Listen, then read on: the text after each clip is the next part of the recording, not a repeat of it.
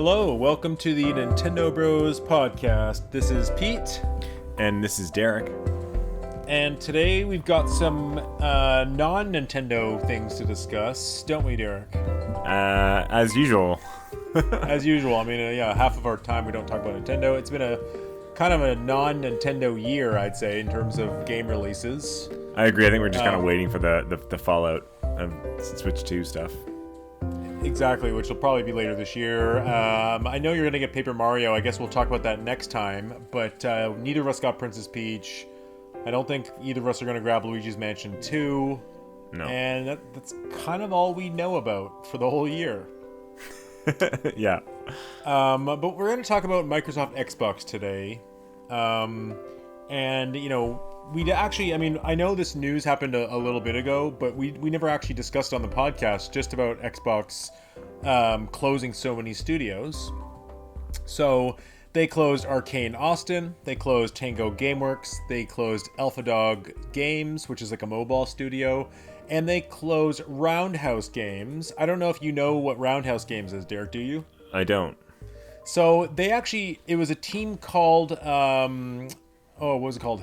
Headhunters Games or something. It was actually another studio that worked on the game Prey, and they worked on other games like Brink. They're like a support studio, but were the developers of the game Prey, like the new one.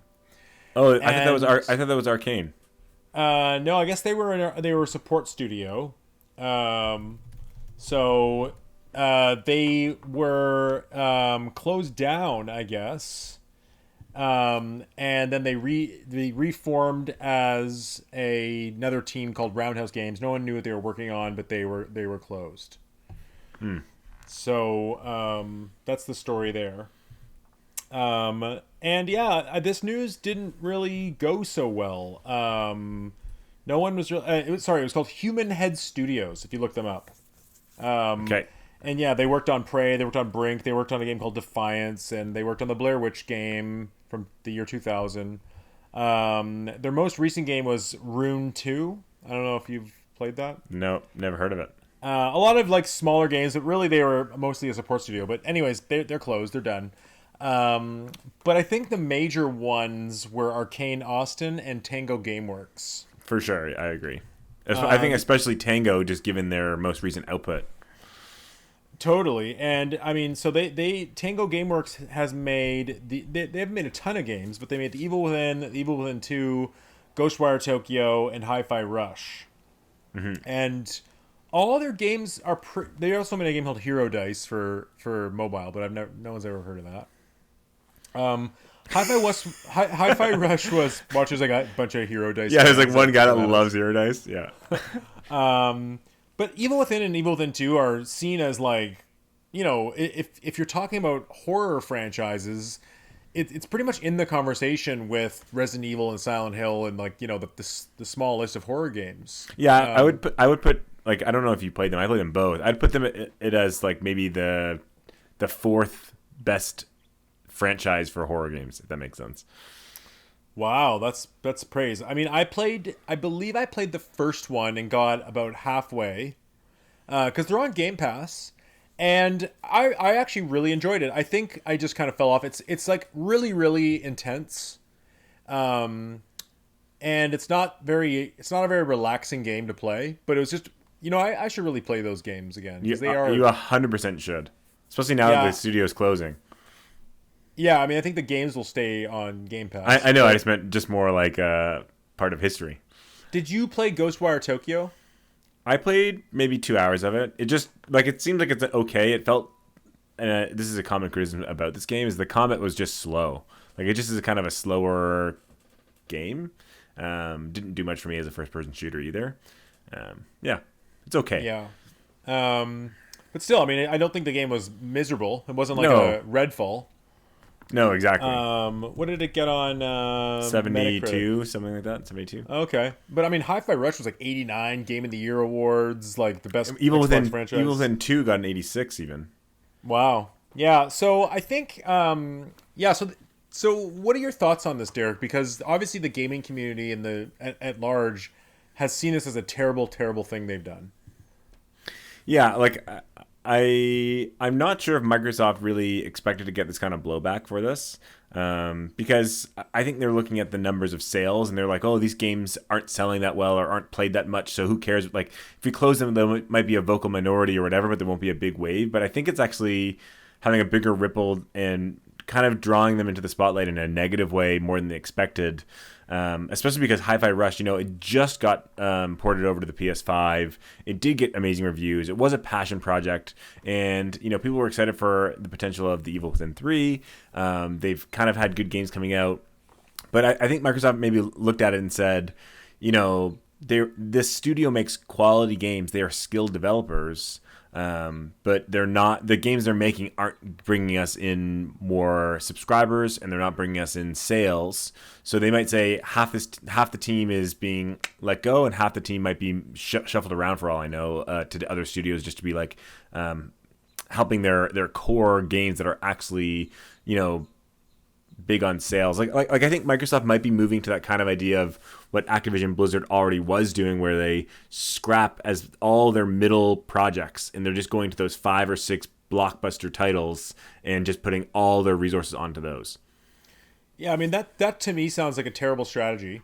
For one, just before you keep going, especially considering Microsoft already gets a lot of flack for not having enough games already. Yeah, and also if you focus all your effort on tentpole games, I mean, look what happened with, let's arguably the 3 biggest quote-unquote tentpole games of the Xbox Series generation, which is Halo Infinite, Starfield, and Redfall. All 3 disappointed. So if you put all your eggs in those baskets, then games like Hi-Fi Rush and Pentiment and Forza Horizon, those are the kind of games that are going to, in my opinion, keep the quality of their library up. And those 3 games reviewed better than the previous 3 games you said. Totally. And I think the thing, too, with something like Hi-Fi Rush especially, was I'm fairly confident that Hi-Fi Rush, had it been let's say a PS5 exclusive or a Switch exclusive, would have done quite well. It would have got a lot more spotlight. So on one hand, something like Hi-Fi Rush isn't going to do well on Xbox simply because they have never cultivated that audience. And they've also just, especially now they're in this Game Pass Survivor or subscription model. It's like when they told that game and shadow dropped that game, it was like people were like, "Oh yeah, I'll try it out." But again, if they put it on the PlayStation or the Switch, they're expecting concrete sales, which means that they would probably hype it up more. They'd have a longer run for it. They'd like, do you know what I mean? Like with Xbox, they're just like, oh yeah, let's just throw this game on our subscription service, where other companies that don't have such a focus on that subscription Game Pass model would actually try to find a way to get those sales higher and ultimately a bigger success. I mean, I'm sure Microsoft has metrics where it's like, hey, the day we released it, we got X amount of downloads. We have X amount of people who pay for Game Pass downloading Hi-Fi Rush within the first month. Totally. But what I'm saying is I think that's actually lower.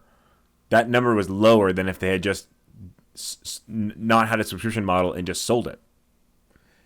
I mean, that's true. And I got to say, I mean, we'll talk about Game Pass and its future in a second. But for something like me, Hi-Fi Rush was... It's hard to say this, I guess. But because it was on Game Pass... it was easier for me to treat it like a throwaway game, where had I seen the high reviews and the praise, I may have purchased it, giving them my full amount of money, and also treated it more like an event game versus like, oh, some throwaway game they shadow drop that I can play later on. I mean, that's just you never even beat it, did you? No, I never beat it, and I was really enjoying it. I think what happened was, Metroid Prime Remake came out, then Resident Evil 4 came out, then Zelda came out, and it's just, how does it compete with those monoliths, right? Yeah. But I think the thing is that Microsoft has really failed to cultivate an audience that would appreciate that kind of game. Like, it's the same thing with those games Viva Pinata failing, which probably would have done a lot better on the other consoles. And where Microsoft, they focus so much on this Western core online shooter audience. So sure, Halo's going to do well, Call of Duty's going to do well, Fortnite, Minecraft, but they've never cultivated an audience for interesting or eclectic kind of games like Nintendo and Sony have. I know, but it's like, if anything, now they've lost that market even worse. It's absolutely. Like do you think anyone that even bought those systems, like for example you, that said, oh, I'll get some of those interesting games for Microsoft, when the next gen rolls, I guarantee people like you are going to say, well, there's not going to be any kind of those interesting AA, cool idea, fun games. They're going to be all Call of Duty, all Blizzard games, all Halo. And I really think Microsoft shot themselves more in the foot quite badly with this move. I feel like the negative marketing they've gotten from this would have been better off for them to just keep the studio open, even if the studio made a bad game. You know what I mean? Like, yeah, like seriously, just pay Tango to make a bad game to avoid this catastrophic negative marketing. And with all these studios closed, let's be honest, Roundhouse Games, they've made nothing. Mobile Studio, the what's it called, Alpha Dog Games. I don't think anyone would have really cared about these two studios. Even Arkane Austin closing, it's like, well, you just made Redfall, bombed. There's still Arkane Leon. Like, you're not closing the entire Arkane studio, but it was just the Tango one really burns because that is like a beloved studio that's made beloved games, and so one Japanese studio, and it's just like no one wants to see a big mega publisher buy developers and close them down. That's the worst thing you can do, really. Yeah, and just, I'm not a business savvy person in a corporate sense, but if I was the CEO or whatever, I wouldn't close down that company. What I would do is I'd make them a shell company, move everyone to a different team, and then slowly make them just like fade into non-existence.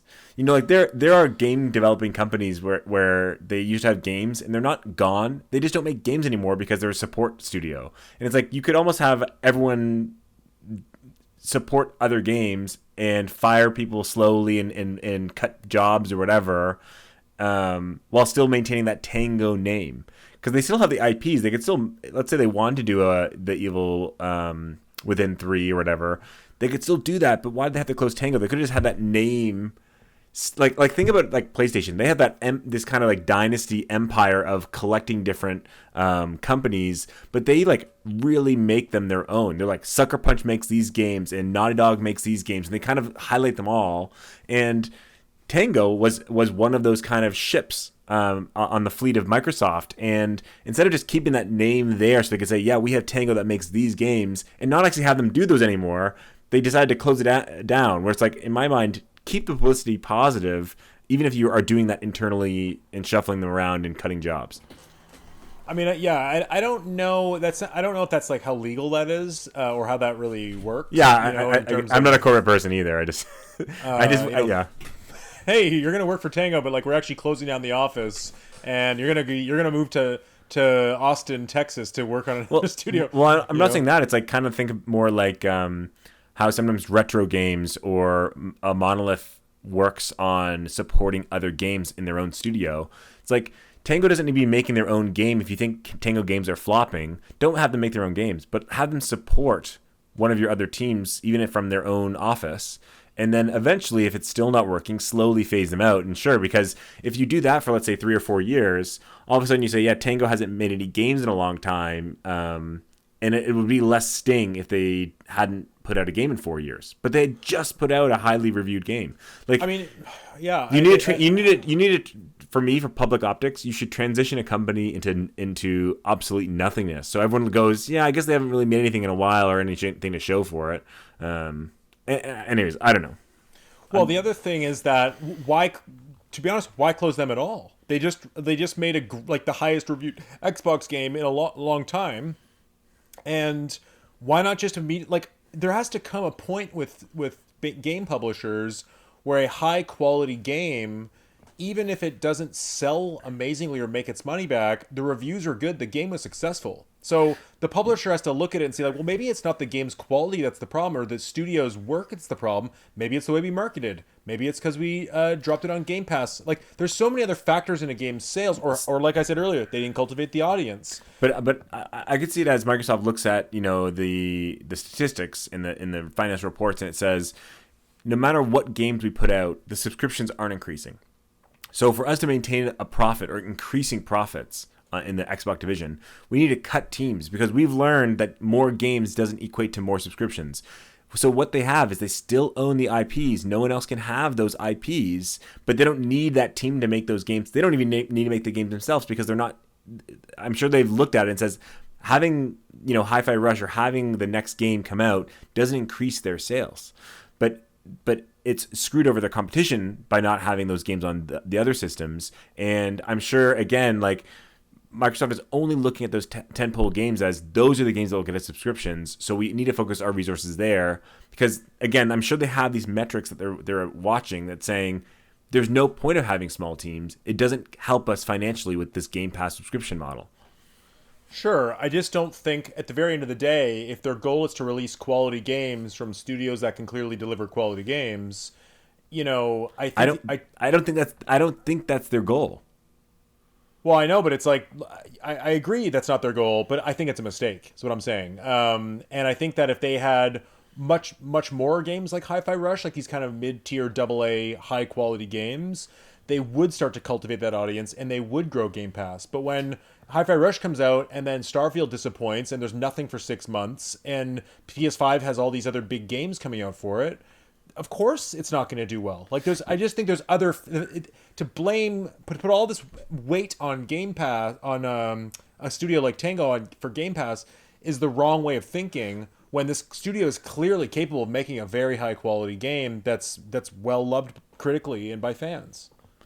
Yeah, I just don't see Microsoft, again, when you think about Game Pass, I'm sure they've done all these financial numbers and they've said it's easier for us to buy all these third-party money hat timed exclusivity stuff to the Game Pass than it is for have our team for 5 years of 100 people make a game that doesn't change the metric, right? So they're saying let's just buy games or money hat timed exclusivities and we'll have our tentpole games that will keep getting our subscriptions going, like Call of Duty, like a WoW subscription, or other Blizzard Diablo 4, whatever Blizzard games or whatever Activision games or whatever Bethesda games. But all the small kind of middle of the road games, they have so many of them already. And I'm sure they're realizing that it's cheaper for them and more financially intelligent for them to just buy those games or buy exclusivity for a time for those games than for their own developers to make those games. Yeah, and I think that's as a consumer who buys game consoles and gets invested in gaming ecosystems, that is not what I want. Like if I'm going to pay for Xbox and pay for Game Pass and be part of their ecosystem, I want to know that there's going to be reasons that I need to stay on that ecosystem for exclusives. And if they're going to close down studios and they're only going to make Halo and Gears of War, these juggernaut games that I don't maybe not care for, then why wouldn't I just buy all these games for PS5? But I think that's kind of the point is like, one, you and I aren't the typical gamer these days, right? The people that play that, especially Xbox owners, the Xbox owners are the ones who play Halo and Call of Duty and whatever. And the other thing is like, now that Microsoft has these IPs, these juggernaut IPs in Blizzard and Activision and Bethesda, those are the games they're going to put out, right? Like for you and me, sure, I want to play those Tango Gameworks and Arkane Studios, and I want to play those games, but realistically, we're not the right gamer for the Xbox model, and I don't think that means that Xbox screwed themselves over by every single gamer. I think most gamers that love Call of Duty are just still going to play Call of Duty on Xbox the way they've always has. But for you and me that like to have, a variety of games and a variety of genres, Xbox is clearly not going the direction that we would want it to go. Yeah, true. But I also think this isn't how you grow a studio. If Microsoft is just going to focus on already tentpole games like Diablo and Halo and basically let them rot like they have been with their big franchises, where something like, hey, Hi-Fi Rush didn't do super well. Why don't we make Evil Within 3, Tango? We'll let a support studio help you. Let's make it a big horror franchise, and we'll hopefully have the big AAA new horror franchise exclusive to Xbox and Game Pass, where that's probably more marketable. So I just think there was a talented studio that could have made those bigger games, right? It's not like Hi-Fi Rush was a miserably small title, and from what I saw, I believe Hi-Fi Rush still had something like 3 million concurrent players. And, Splatoon 1 only had 5 million people buy it. Then Splatoon 2 came out and had 10 million. Then Splatoon 3 came out and now it's a massive franchise. So, like, you don't grow... This is how you grow franchises, right? By letting developers take risks and if you see some success, you grow it from there. I mean, otherwise they're just going to sit there and rest on their laurels, and people will get bored of it, right? I agree, but you got to think about the person that plays Call of Duty. Like even the circle of gamer friends that we have are not the general people that play games. Like I have friends that all they do is play a Call of Duty. That's the only game they play. They buy it every year. They play it all year. They buy the next one every year. That person doesn't give a shit. Sorry for swearing. That person doesn't care at all about Tango and closing and Arkane. And they don't even know what game. They have no idea what games they even made. They care about what's the next Call of Duty map that comes out next week. So I'm just saying, and that's those gamers don't buy 12 games a year. They buy one or two. But you know what's great is Xbox doesn't care if they buy games or not anymore. They care that they keep subscribing. Well, but that's the other issue is that Xbox Game Pass subscribers have stagnated. Exactly. So they have to cut they have to trim the fat. They're realizing that those games aren't increasing subscribers, and I'm betting that cutting those games won't lose subscribers. So I'm betting that they're saying we got to cut the fat and maintain the same number of subscriptions, and that's what they're doing. Sure, but I mean they're in a precarious place right now because just today, I don't know if you saw the article came out that the PS5 last quarter has outsold the Xbox 5-1. Yeah. And that puts Xbox under 1 million consoles sold, which is worse than the Wii U ever did during a single quarter.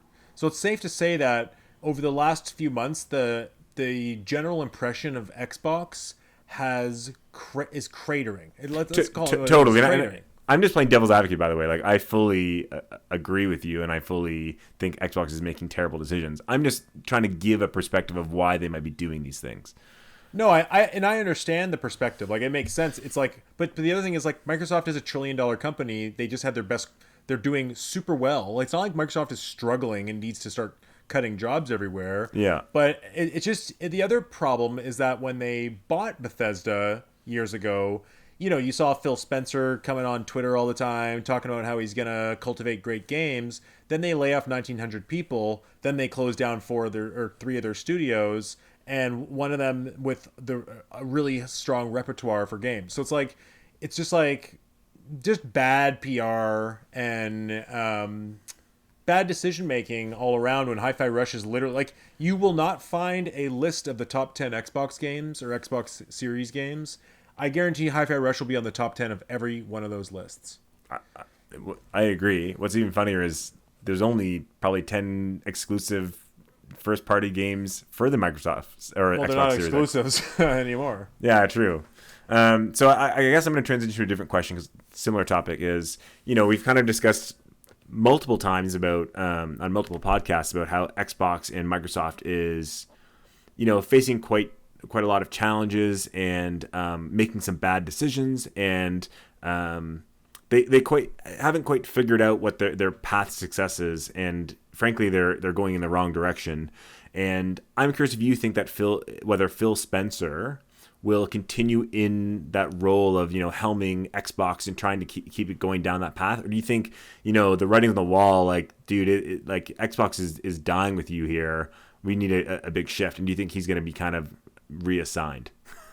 Well, I would say he should be reassigned. Yeah, and I would say, especially given the negative PR that's come out over these game closures, I don't see how we can save face being, your best friend gamer bro dad anymore like he did. Yeah. So I think given this negative PR that they've had, like it's really quite bad. Like there's not a single person saying this is a good decision.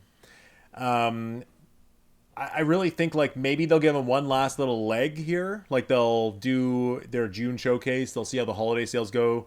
But if the sales keep dwindling the way they are, I just don't. I see him, stepping down or being pushed aside, or them having some fresh blood in there. I wouldn't even be surprised if they at some point just completely rebrand the whole thing, right? Like yeah. Like I'll be honest. So my subscription lapses in December. I probably won't resubscribe. I'm not sure if I'll sell my Xbox or keep it, but I'll probably keep it and see what exclusives come over the next year and subscribe if I want to play for a month of a certain game. But if Blizzard games and, you know, some Bethesda games or Doom, for example, eventually make it their ways to being multi-platform, then I really will have no reason to ever keep my Xbox.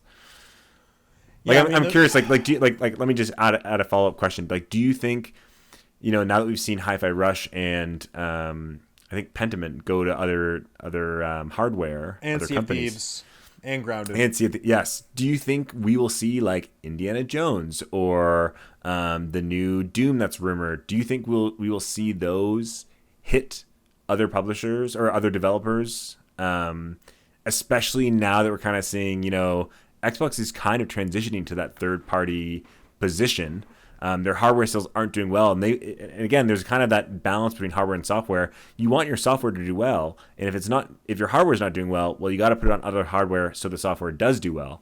So I'm really curious of what you think. You know, I'm leaning towards that they probably will put every single game on PC, Steam at minimum, but probably also the PS5, Switch when they can. Well, everything that's on the Xbox console is also on the PC. Yeah. So they already are on the PC. Just you have to go through Game Pass rather than Steam. I'm just saying, eventually, I think, yeah. Well, what about PS5? I think they made a very bad decision by putting those games on other consoles. And I know, you know, at the end of the day, we should champion multi-platform games, sure.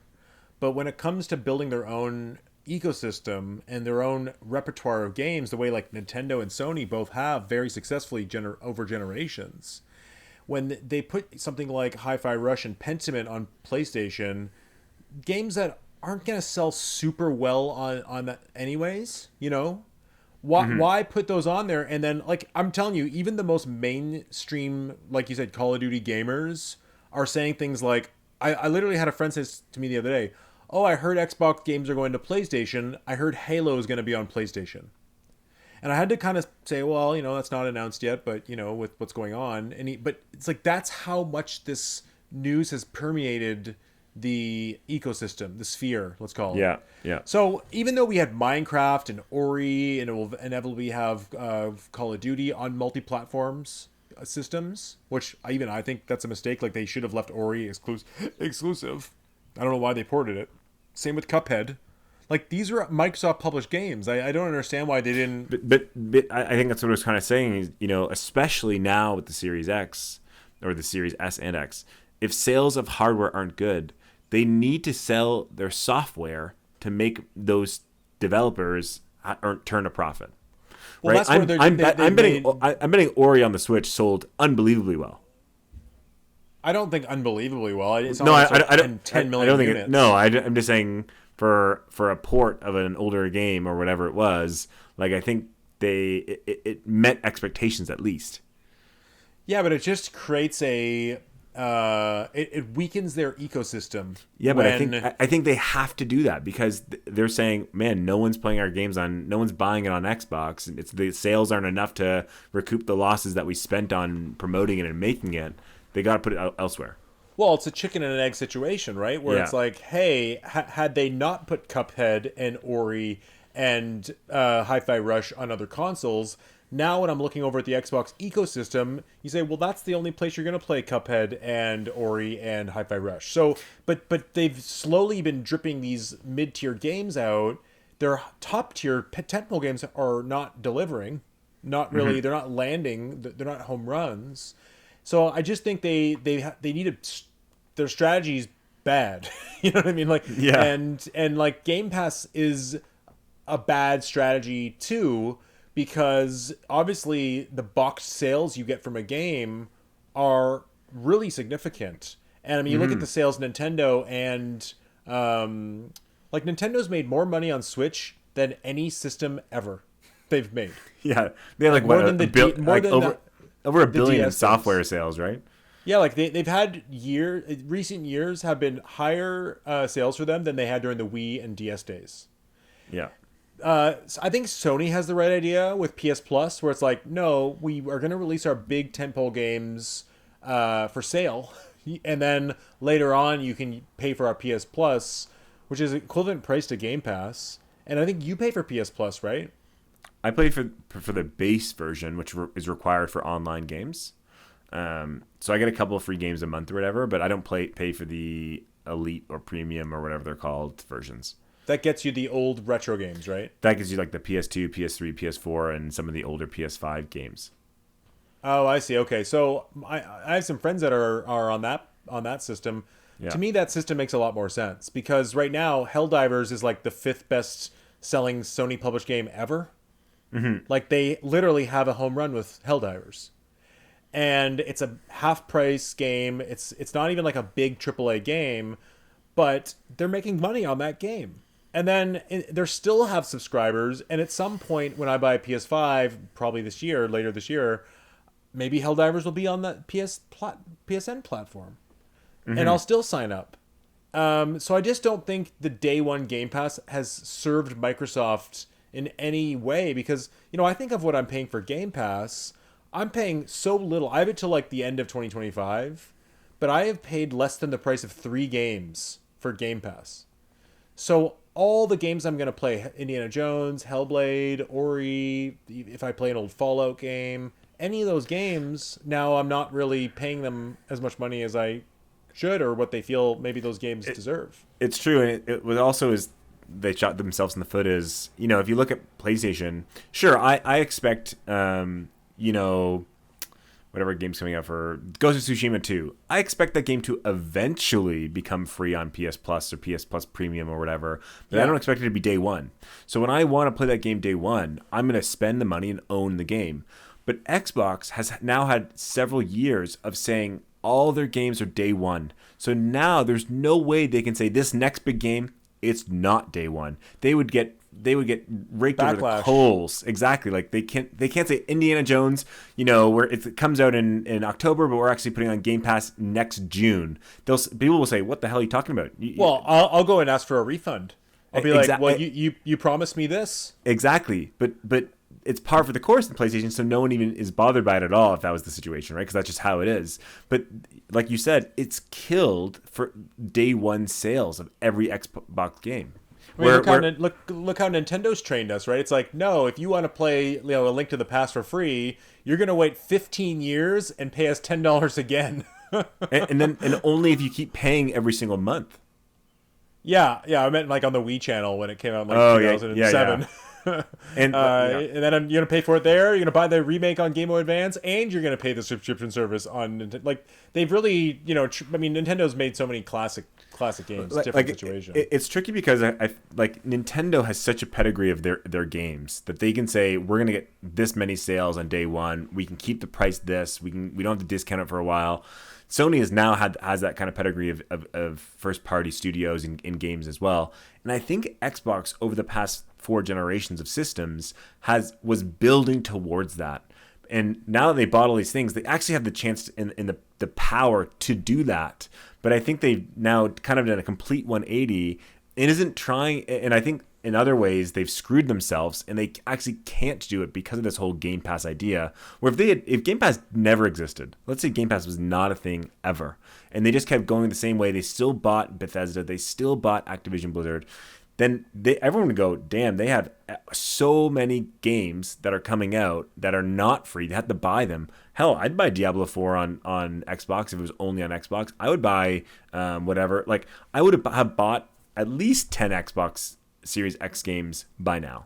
Do you know what I mean? Like I would have bought Halo Infinite just to try it and just to play it out and like play with friends. And I would have bought Forza Horizon because it's the big game. I would have bought Indiana Jones because those are the big games they had, right? Even though now you're paying $70 a year for all of it. Exactly. And it's like there's no way for them to get out of it. So like now they have the power, they have the pedigree like Nintendo and Sony does. They've already built this whole pyramid of the opposite thing that they can't. I think they're like, oh my god, how do we backtrack out of this to get sales again? And they're in a very terrible situation with Call of Duty because if they put Call of Duty on Game Pass, they're going to lose tons of box sales on the Xbox. I mean, sure, they'll get the PlayStation sales and the PC Switch sales, whatever.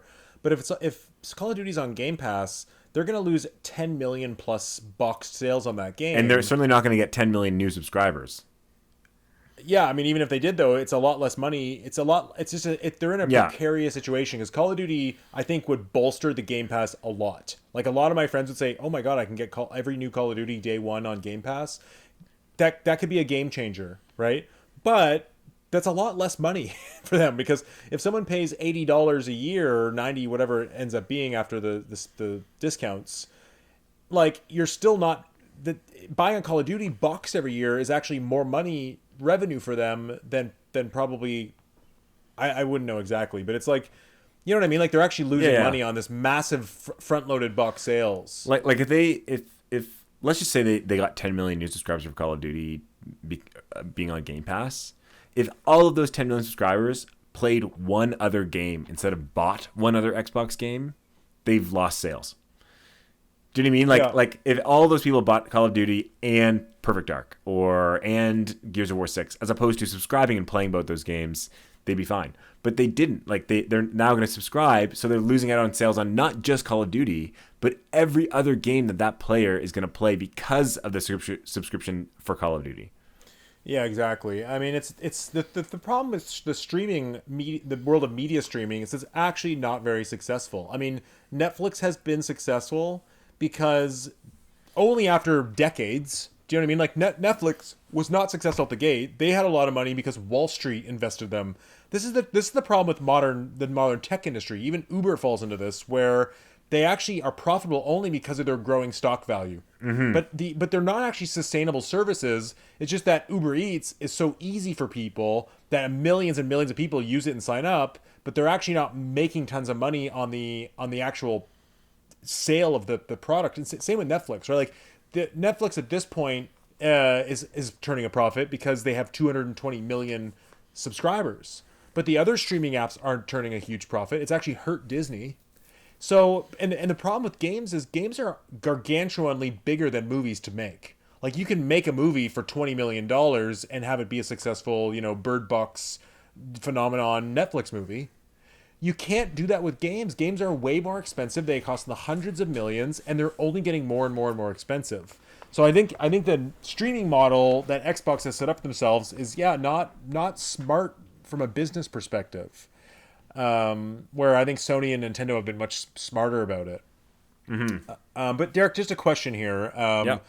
What would you do? Like, what can Xbox and Microsoft do over the next year or two to correct course to change the views in your eyes? Like, do you have any ideas of what could they announce in June at their showcase? Like, what could they do that you think could turn the ship or start to turn the ship? I think what I would do, and I think this would screw them over in the short term, but save them in the long term, is I think they should say, we're changing our subscription model. And I think a lot of people have discussed about the subscription model changing to being more expensive tiers. But I think they should actually do the opposite and say, hey, we're actually modeling closer to more like PlayStation. And we're going to have a free subscription that is, not free, our $50 or whatever a year. And it gets you kind of 2 or 3 free games to play every month. And you can play online, whatever. And then the current tier they have has this whole back catalog of all these old Xbox games. And they say, we're no longer doing day one. But if you're the subscriber, if you have a subscription to the highest tier, you can buy the games day one for a discount. So you can get $30 off or 30% off. And then after a year, after 18 months or however long kind of PlayStation does it, similar, they would put those games out for free on those catalogs, on those subscription models. But day one games, they should say, hey, if you're spending the $120 a month or $120 a year subscription model, day one games are now 50% off. You still have to pay them, and you'll own them forever, regardless of if you stop your subscription. But you don't get to play them for free day one. I think they need to find a way to start getting sales back while still having a subscription model. That's not a bad idea. Where if you pay for the subscription model, you still get sales on. Like I could still buy the new Gears of War for a lower cost. Yeah, or again, even things like if you buy the game within the first 3 weeks and you have the subscription, the DLC season pass that's $39.99 is free for you. You can just claim it. right? Ways to entice those sales without losing every single one of the sales. Yeah, and it's like similar to what Nintendo does, where it's like the Mario Kart booster courses are all free for me as a paying member. So is Splatoon Octopath, and I think eventually the Splatoon 3 DLC will be on there as well. So it's like giving me some of those things, but maybe at a reduced cost. Yeah, or they're actually in a having tricky situation. or actually having ownership of it if your subscription ends. Right, like you lose the Mario Kart DLC if your subscription ends. Where it'd be nice if you could pay a discounted price instead, and so instead of me paying the $30, you pay $12, and you actually get that permanently because you're already paying for the subscription. Yeah, it's not a bad idea. I mean, but you sign up for the subscription on a faulty credit card, then you buy the games on a real credit card, and then when your credit card from the subscription gets denied, you already but you can track that. You can say, hey, you have to pay it for a year up front, and it's got to go be verified after a week. Then you can get those discounts. Like there's ways to do true. It. Yeah, I mean, I think it ultimately also comes down to the games, right? Like, how you're going to deliver this game, Microsoft, as a publisher and a console maker, like how you get money from me, that's on you. You know what I mean? If you want if through a subscription and you want to steal my data and you want all this stuff for to make money, if that's how you see a profit margin, sure. But if I'm telling you right now, if the games like Helldivers was on Game Pass, it'd be a big difference, right? Like, so if they have a game, they just haven't really had many home runs, if any. And it's I keep saying this, but like if Redfall and Halo and Infinite and Starfield had really landed, like if Starfield was the next Skyrim and Halo Infinite was the next Halo 3 and Redfall was the next, I don't know, Helldivers, it would have been a very different situation for them. And they haven't had that. They need, and I think again it's the issue of kind of, you hit it earlier. It's like they have so many of these Western focused first person, third person shooting games, and I don't know if any developer wants to do something different or if they have any developers that could do something different, but like they just lost their Japanese studio, and I just worry that they need some diversity in their games, and I just don't think they have the developers to do that. And without it, though, I think they're kind of struggling to have those high regarded games. Like I go back and you kind of talked about those 4 games, they're all kind of in those ranges of being 85s, let's say at their top, with Redfall being like, I don't know, 40. But where is their 92, 93 game where everyone goes, that's the game you need to buy an Xbox for? Like I think of, and again, it has to do with that pedigree of building that kind of stuff. And Halo was that, right? When Halo 2 came out or whatever, everyone just wanted to play that. People bought Xboxes for it. Halo 3, I think, was fine. It kind of went downhill. But it's like, you look at Nintendo, when a Zelda game comes out, or the first Pokemon game on a platform, or Animal Crossing, sales of the hardware skyrocket. When you look at The Last of Us 2, or I'm sure The Last of Us 3, if it ever comes out on PS5 or whatever, or Uncharted 4, or Ghost of Tsushima, or Helldivers, those games are like, man, people want to play them. They'll flock to the system to play them. Where Xbox, the games that they were hoping for that to happen, one, they're all similar in these first person, third person shooter, Western kind of games. They don't really diversify their ideas, but the games aren't those games that I'm like, holy crap, I have to play that. Even Starfield, which is, beyond promoted, never jumped out to me as like, this is a game I have to play. And maybe that's my own personal taste of, I don't like some of those Western kind of styled games, but they need something to draw more people in. Redfall did the same. Even their upcoming Hellblade next week, I'm like, it looks cool, but I would never have, even when it comes out and I have it for free, I'm not running to go play it day one. Where's their game where I'm like, I need to play this day one. Thank God I have an Xbox. Thank God I have Game Pass. Thank God I have anything, to be able to play this game day one. They haven't had one of those, and I think they need not one of those. They need one of those every year. Yeah, I mean, but to play a devil's advocate there, I also don't think Sony has really had that either. I mean, Hellblade, yes, that's probably their biggest. And I mean, I know Helldivers, you would say, you mean? Helldivers, yeah, and I know you would say the House Marquee game. What's it called? The one you love? Has Returnal. Returnal. I mean, but I don't think sales reflect that. I don't think Sony has had that knockout of the park game either. I just think they've Yeah, kind of but okay, but I God of know that. War and So Horizon very God of War successful. Ragnarok, Horizon Forbidden West, very successful. People run to God of War first off.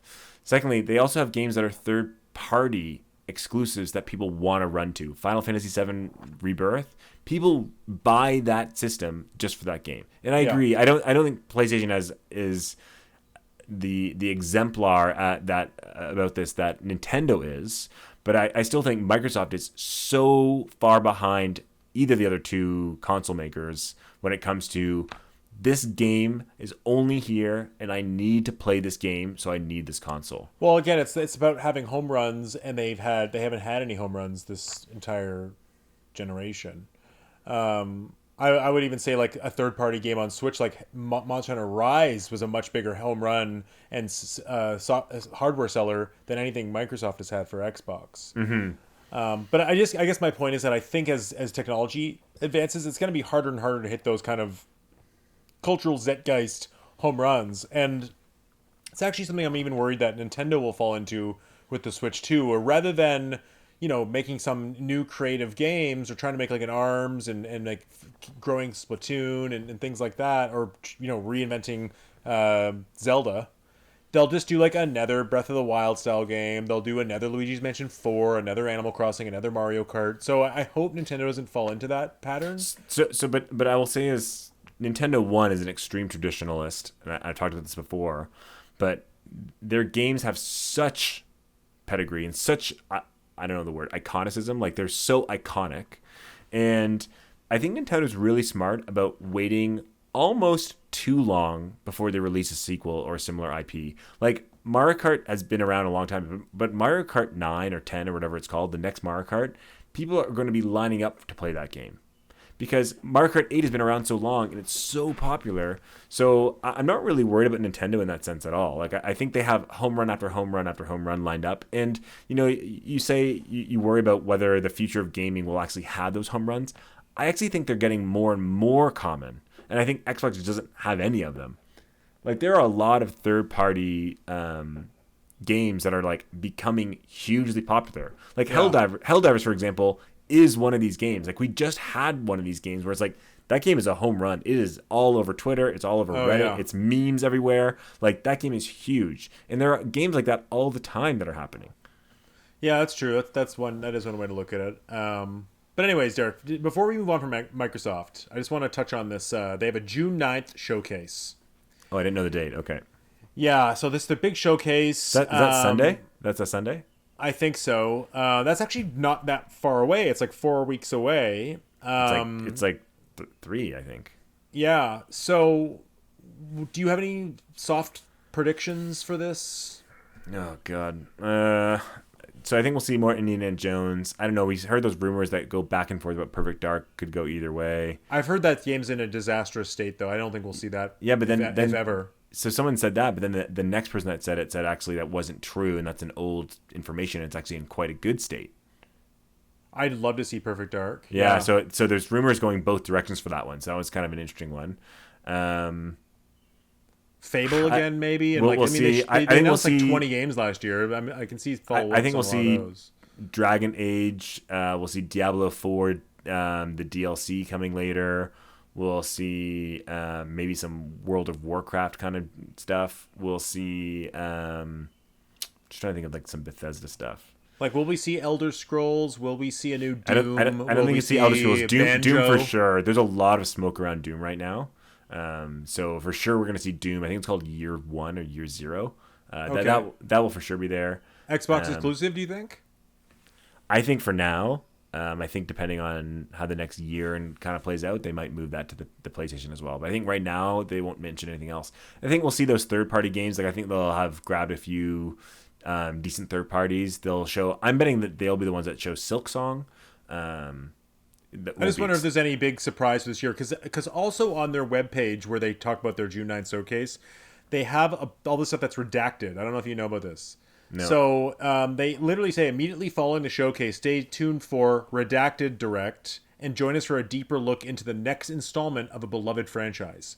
So I don't think that means Indiana Jones. I think.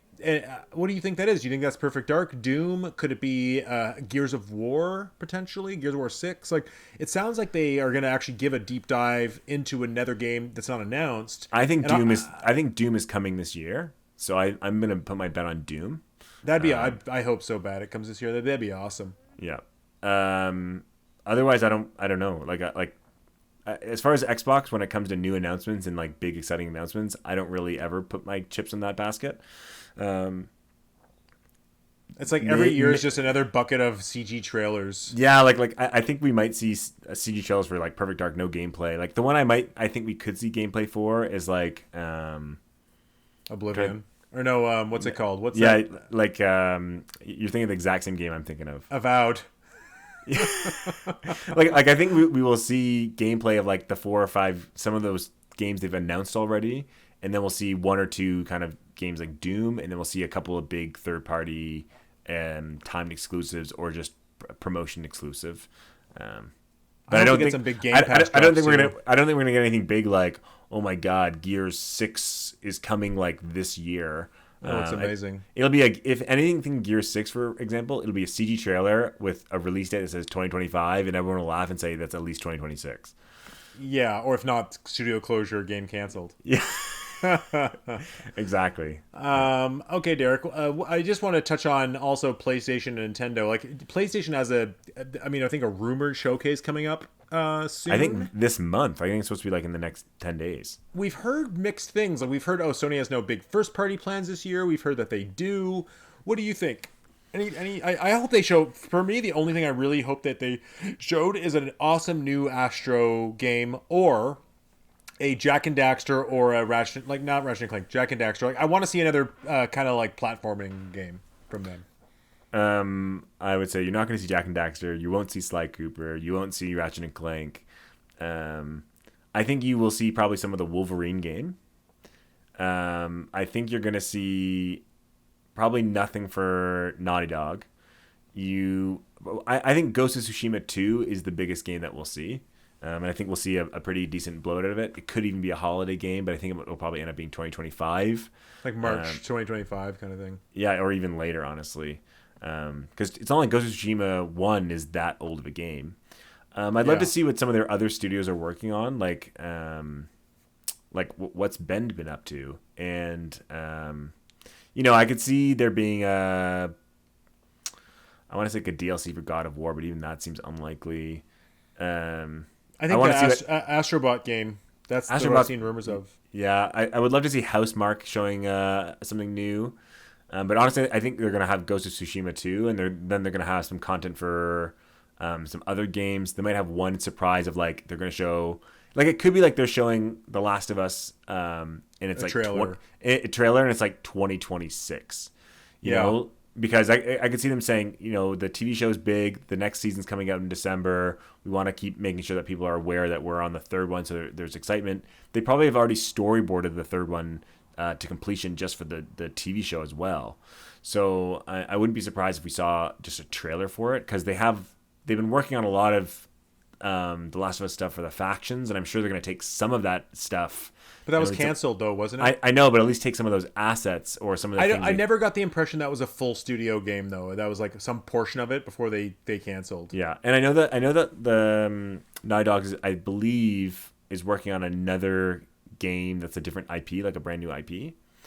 And I could also see, so I said Wolverine. I couldn't see any Spider-Man. Like I know there could be a Spider-Man DLC, but I don't think so. I think we'll see Wolverine. Those are my two big games, Wolverine and Ghost of Tsushima 2. I think there's a lot of rumors around seeing either a Resident Evil 9 or a Resident Evil 1 remake. Oh, so yeah. Speaking of third parties, I think we'll see Resident Evil 9. 1 remake, sure. I don't have an opinion either way about that one. And I think we'll also see quite a big blowout on Monster Hunt. What's it called? Sunbreak or Wilds? Wilds. I think we'll see that one pretty heavily. That's coming out next year, first half, I think. Yeah, it's something like that. And then there's a lot of speculation. Rumors and speculation that that's going to be a Switch 2 launch game. Oh yeah. And I wouldn't be surprised if they actually wait until the Switch 2 unveiling in September to give a big blowout on Monster Hunter Wilds. I still think we're going to see it. I don't know in PlayStation. I also think that we could see Hideo Kojima's Death Stranding 2 have another CG trailer. Yeah. I think we'll see Silent Hill 2 a bit more. You know what I hope we get is a Red Dead Redemption remaster for PS5 and Xbox Series X. Yeah, I don't care for that one or the other. I know, but they did it on they did GTA remastered on PS4 and PS5, and people have been clamoring for this. I'd love to replay that game in 60 frames and 4K, and I think that'd be great. Yeah, I'm sure it's not my genre. And I can also see them showing a Helldivers trailer for like the next 2 months of some big DLC, big thing happening. Yep. That'd be cool. Yeah, I think it'll be good for Sony. I mean, I think Microsoft. I think actually, like, we're not excited enough for what's coming in June from these guys. I think there could be something really excited from both of them. Like the fact that we might see a new Perfect Dark and might see, all these games you just listed. Yeah, I think both will have actually a pretty. I don't think either of them will have a terrible showing. I just don't know if I think either of them will have a mind-blowing, amazing showing either. Well, Resident Evil 9, a new Last of Us trailer. There could be some crazy stuff. We don't know. For sure. Like Microsoft, after all the bad press, hopefully we'll have a good show. So don't forget, we have these showcases and these directs or whatever. But we also have Summer Games Fest, and some of these things will be shown at Summer Games Fest. Yeah, instead. Jeff Keighley's games, great. Yeah, and so the one thing is that Nintendo isn't at Summer Games Fest. They never have been. I know, but I'm just saying. So everything we see at the direct is all we get for them. But with Sony and Xbox and the third parties coming to their systems, we might not see it all in their showcase and direct. We might see some of those games at the Summer Games Fest. I mean, if my memory serves, last year's Summer's Games Fest was weak.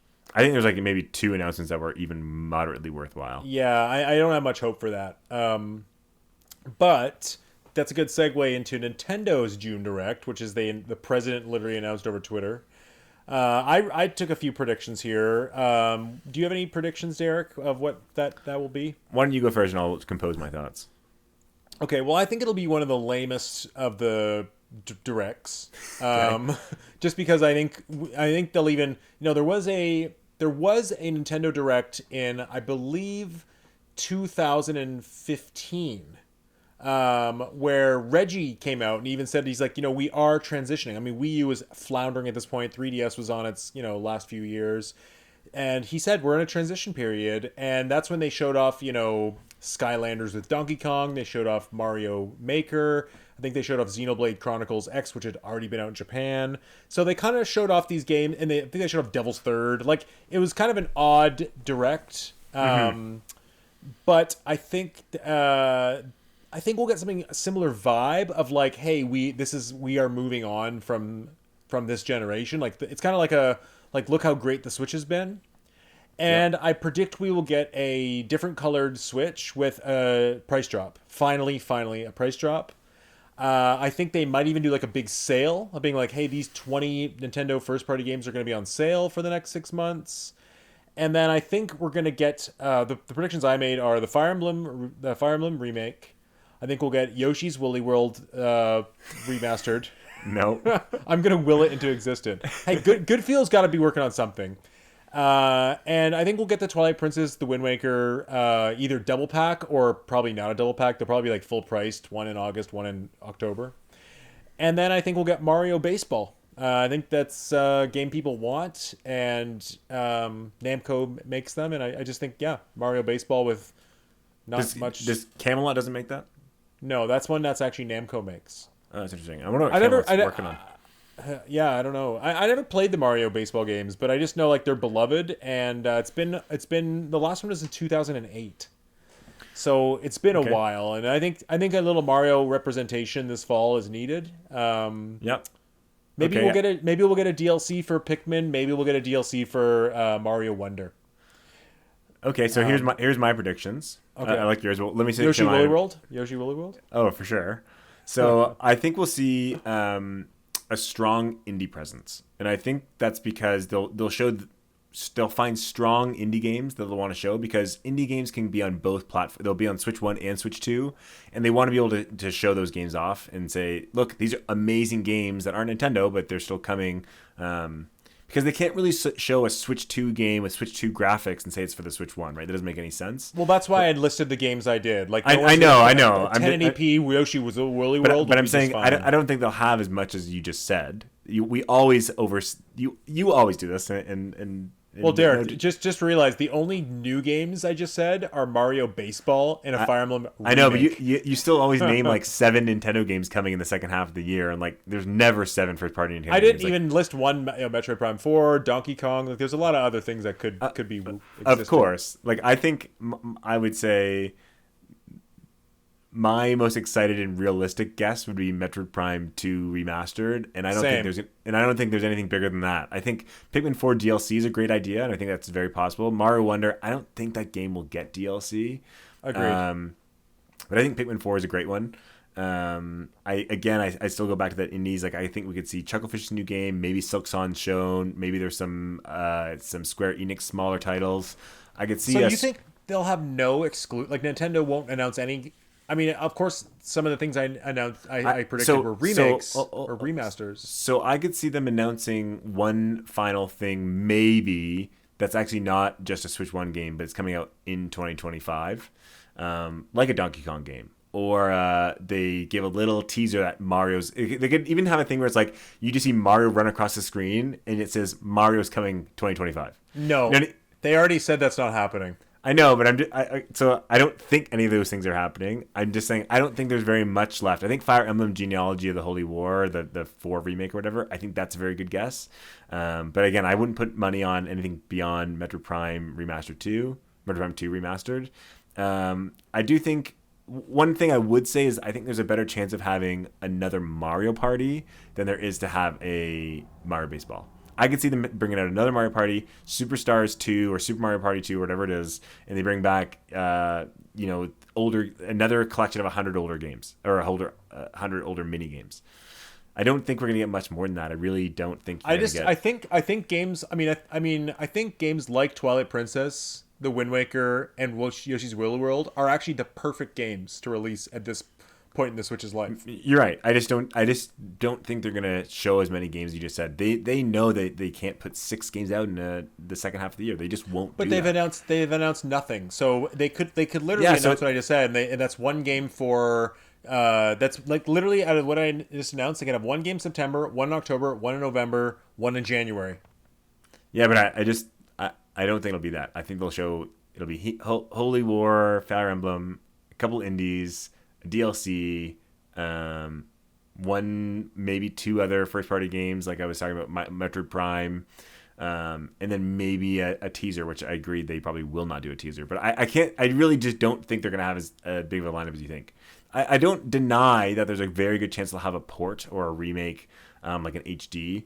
I just don't know if it'll be Twilight Princess or Woolly World. I don't know why you laugh at those. I mean, I think those are pretty safe bets. I think Twilight and Wind Waker are safer bets. I think they just feel like they've done them recently.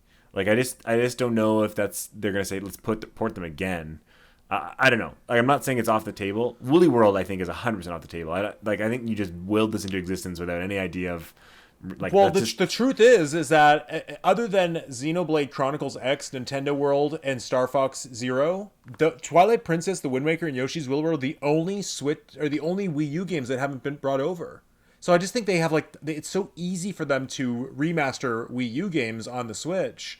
Like, why wouldn't they? You know what I mean? Why would they leave that on the table? And the thing is, in the first year of the Switch 2's life, Yoshi's Woolly World will do nothing. Where Yoshi's Woolly World remaster, which is literally just an up-resed port like Donkey Kong Tropical Freeze, could still do 5 million units this fall.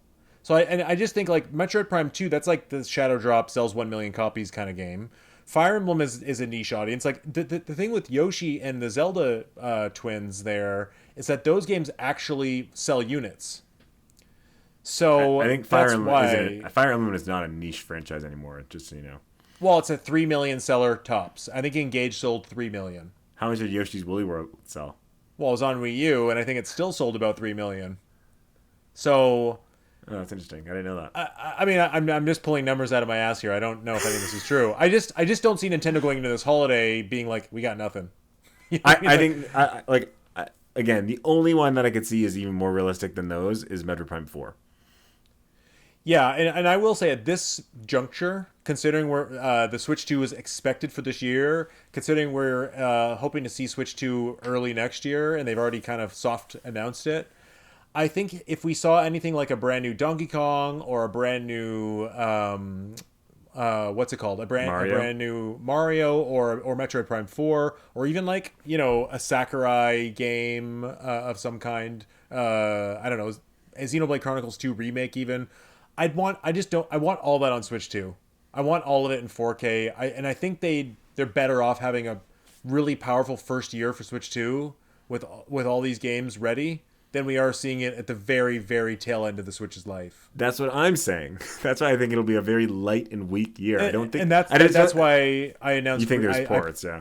That's why it's like basically it's just gonna be a bunch of the leftover remasters. Yeah, we'll see. Yeah, I actually, on one hand, I feel like this is our last chance to see Metroid Prime 4 for Switch. So like either we're gonna see it in June and coming this year, or it's Switch 2. And so part of me is actually excited because a Metroid Prime 4 on Switch 1 I'd still be excited about. A little let down, but I'd still be really excited at the idea of playing a Metroid Prime 4. Mm-hmm. Okay, Eric, let's move on to our other topic, which is what we've been playing.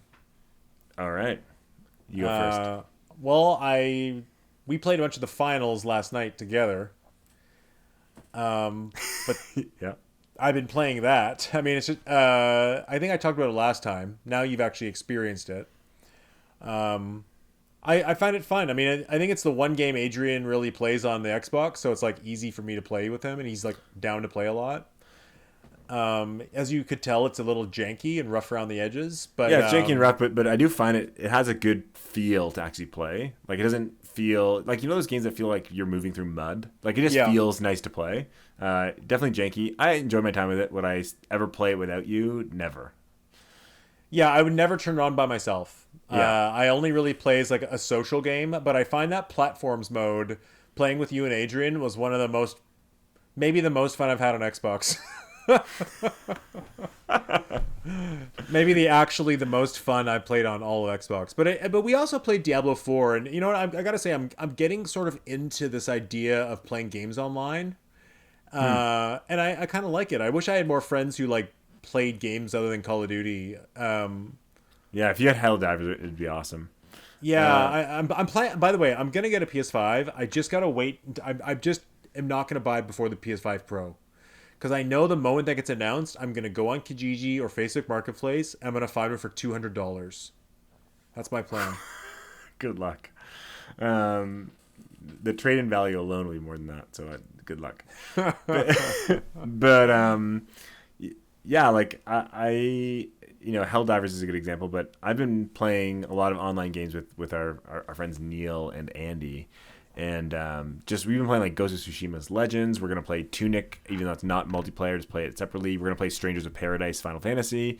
Yeah, so like I agree. Like I have friends that play online, and luckily most of my friends that play games are not Call of Duty bros. Like even my friends that hang out in person, like we play Smash, we play Mario Kart, we'll play Puyo Puyo, we'll play different games. Yep. Yeah. My problem is a lot of my friends just don't play games, period. Yeah. I don't have as many gamer friends altogether. I've got a very small amount. But you also have to put the effort into like play online with people, because it's like you could play with Andy and Neil, and you could play with my like other friends or me and my friends, like whatever. But it's like you have to also like initiate that. Yeah, but I plan to. I am planning to get Hellblade in 2 days. Can you believe it? Comes out Monday. You mean Tuesday? Is it Tuesday? I thought it was the 21st. Well, today's Sunday, so Tuesday's the 21st. But tomorrow at midnight is what I mean. So that's still Tuesday. I'm looking forward to playing that. Actually, I think it'll be a good experience and a really good change up of the kind of game to play, like almost like a movie. Yeah, I feel the same. I'm going to definitely jump into it, give it a go, and just like kind of enjoy the visuals. I don't know if I'm going to be so into it that I'll play the whole game, but I'll definitely give it a couple hours of play for. I stopped playing Hellblade 1. I got bored. Yeah, like exactly. I don't know if I'm gonna like the game, but I think it's kind of like one of those games that looks so good that I want to give it a experience. Yeah. Also, I'm gonna start playing Animal Well. Yeah. Yeah. You've been playing that a lot, huh? Yeah. So one of the games I've been playing is that. I'll talk about my games. Really cool game. Really enjoying it. I beat like the first play of the game, like the normal kind of straight route. And I've already played for maybe an hour after and like unlocked a lot of more interesting secrets and like things to the game that I realized that were in the game. I do want to go back, but it's also one of those feelings of like, oh, I know a lot of the cool things are kind of like, imagine beating the game, Metroid Dread, and then going back and finding like that last missile upgrade. It's like, yeah, you could do it, but it's like to explore the whole map to look for like the one weird spot in the map that gives you that upgrade is kind of frustrating. And so I want to keep playing it, but it's one of those games like it's not as straightforward when I pick up that game and play it again. It's kind of like more I'm discovering, exploring, and I might end up playing an hour and not having achieved anything. So it's kind of demotivated me to keep going at this moment, just because there's games that I'm playing that are like I have a very clear objective. I mean, I'll probably beat it the way you did, and that'll be it. Like I don't really enjoy going back and grinding out everything unless it's it's not the grind, but it's like apparently like the actual good part of the game is it's not finding everything. It's like it's just exploring with the new things you get after beating the game. Yeah, I never like when someone says you need to beat the game first for the fun. No, it's like the game is really good. You should play it because like the game is really good in general. But like after you're kind of like, oh, like there's a lot of rooms that I didn't actually figure out what was the thing going on. It's like, oh, there's this item I got at the very end of the game that lets me go do this. Like, So it kind of it's like like on the walk up to the final boss, you get an upgrade that's like, oh, I could apply this in so many rooms that I've already been to. Yeah, I mean, hopefully it's more like it's kind of like Hollow Knight, where it's like, oh, there's like also tons more bosses and areas, even though I've beaten the main game. There's not really, like I'll play it, whatever. Yeah, it's more puzzle. It's more puzzly. Okay. So I'm playing that. I playing some online multiplayer games with you, like Finals and Diablo 4 a little bit. Finishing up Unicorn Overlord. I got a couple minutes left of that game. Minutes. Like 2 hours maybe. Like I'm on the final few missions is what I was trying to say. The game that I've actually picked up that I want to talk about for a few minutes is, so I'm sure you've seen that Hades 2 early access is out and a lot of people are playing it. Yep. I really want to play it. I'm waiting for the actual console to come out, a version to come out. But my friend, who I rock climb with, he's taking a break from rock climbing. He said, oh, I'll pick up Hades 1 again. I'm in the mood. And I was like, you know what? I'm going to pick up my Switch when I'm watching a show with my wife, and I'll play some Hades 1 as well. And it's hooked back into me, and I'm like loving it. So I've been playing 45 minutes or so every day of Hades, just trying to unlock more upgrades for my weapons and try to beat higher and higher difficulties. It's just a great game. Like I really, really love Hades. Yeah, I mean, I liked it a lot too. It just kicked my ass a lot. Yeah, like I'm at the point where I'm at like difficulty, like, or heat as they call them, like heat 10 for every single weapon. So and I'm trying different builds and like doing all like the different weapon styles. Like it's really, really fun. Like I feel like I've gotten in such a good flow state with that game. So I'm gonna try to unlock every weapon upgrade. Okay, wow, cool. I've been really thinking about jumping back on Splatoon 3. Just because there's the new single player mode, and there's a lot of new levels now, so it's like maybe just playing it, getting into that, playing the single player mode, doing the new levels on what's the side mode again? Salmon Run. Salmon Run. Like there's new stages on Salmon Run. There's new courses, so it's like just playing a little bit of that, giving it one more romp before it goes on the shelf, the digital shelf. Yeah, shoot me a message. As much advance notice as possible. I'd be down to play some Splatoon 3 as well. Yeah, like my only thing is that the side order mode is like $40 after tax. Yeah, and I'm not gonna play that. It does look cool. It just that's a lot of money for a mode that I might not even like. It's like a rogue. It's like a roguelite mode. Yeah, and it's like I don't know. $40 is a lot for that if I only play it like 3 times. I heard it is good. Yeah. I heard it was good too.